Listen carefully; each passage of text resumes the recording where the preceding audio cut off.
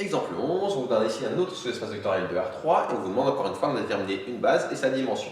Donc on va démarrer exactement comme avant, c'est-à-dire je vais considérer un vecteur U dans F totalement quelconque, un élément U de F, et je vais voir ce que je peux en dire. Alors si U appartient à F, ça veut dire que j'ai deux contraintes qui doivent être vérifiées ici.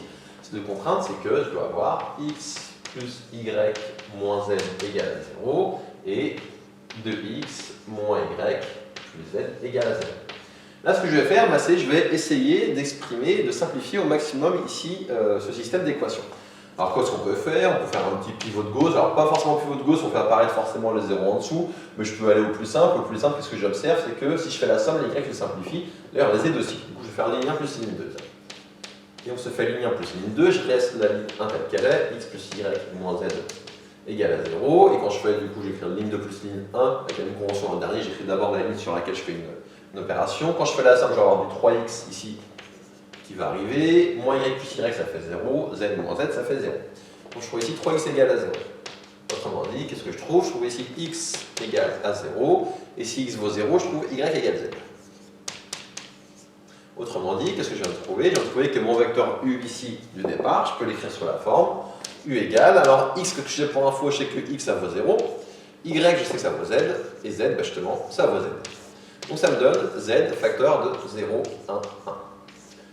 Ce vecteur, je vais l'appeler B1. Et qu'est-ce qu'on vient de montrer? Ce qu'on vient de montrer, c'est que donc f est égal au sous-espace vectoriel engendré par le vecteur B1. C'est ce qu'on appelle une droite vectorielle. On va aller là-dessus dans quelques secondes. Donc f égale vecteur de B1, autrement dit, B1 génératrice de f. Maintenant, pour montrer que c'est une base, il faut montrer que la famille B1 est libre. Donc de plus,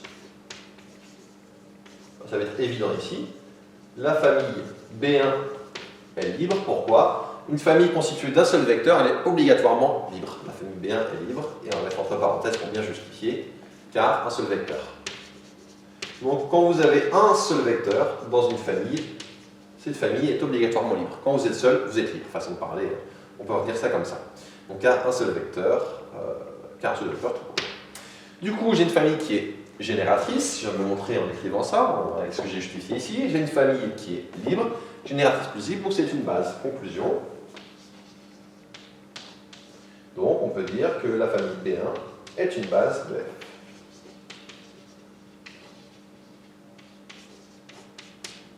Et du coup la dimension de F est égale à 1. Donc je disais, comme la dimension est égale à 1, on a une droite vectorielle, c'est la droite engendrée par le vecteur B1. Et qui passe par 0. Donc la droite passant par 0 est engendrée par le vecteur B1.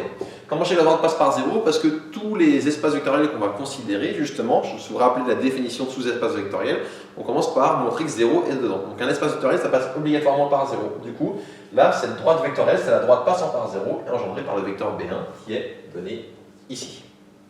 Une petite remarque sur la dimension, qu'on a pu faire dans l'exemple précédent.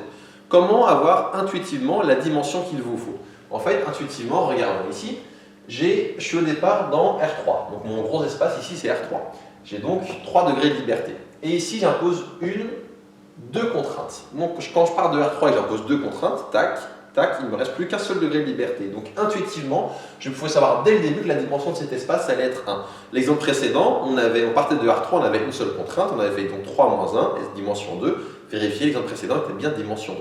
Donc ça, c'est une astuce qui va vous permettre de vous guider dans vos calculs et d'avoir une intuition sur la dimension de votre espace. Donc je répète, là j'ai du R3, donc j'ai 3 degrés de liberté, je suis en dimension 3. J'impose deux contraintes, quand j'impose deux contraintes, hop, il ne me reste plus qu'un seul degré de liberté. Et conclusion, je peux dire que j'ai la dimension 1, et donc je pouvais dès le début deviner ça. J'ai bien dit deviner, parce que ce n'est pas une démonstration ce que je viens de vous dire là, c'est une intuition qui marche à tous les coups, mais ça ne fait pas malgré tout une démonstration.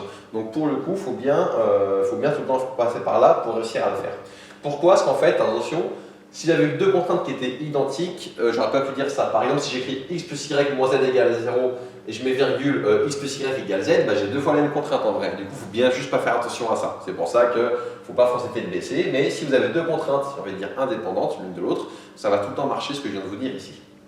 Et du coup, si intuitivement vous arrivez à deviner dès le début que votre dimension c'est 1, vous devez vous guider quand vous arrivez ici dans le fait que vous allez devoir tout exprimer en fonction d'une seule coordonnée. Donc je vois que là dans mon calcul, quand je résume mon système, j'ai tout exprimé en fonction d'une seule coordonnée. Attention, dans certains systèmes, certains d'entre vous font des fautes classiques qui sont de mal résoudre le système, de tourner un peu en rond et donc d'exprimer une coordonnée en fonction de l'autre, puis une autre en fonction d'une première et de tourner comme ça en rond et de ne pas avoir du coup les bons vecteurs à la bonne dimension. Donc faites bien attention à ça, il faut bien avoir en tête dès le début que comme la dimension, je sais dès le début qu'elle va être de 1, il faut que je fasse en sorte de ne pas me gourer quand je résolve mon système et tout exprimer en fonction d'une seule coordonnée. Et dernière remarque avant de finir cet exemple, c'est la suivante.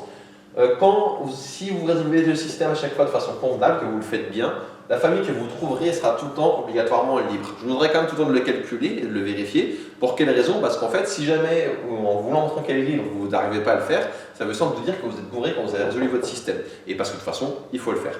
Mais dites-vous ça, c'est que si vous faites bien les choses, vous tomberez tout le temps sur une famille libre. Si vous ne tombez pas sur une famille libre, c'est que vous avez mal fait les choses quand vous avez résolu votre système. Donc, je n'ai fini avec la remarque et donc avec cet exemple.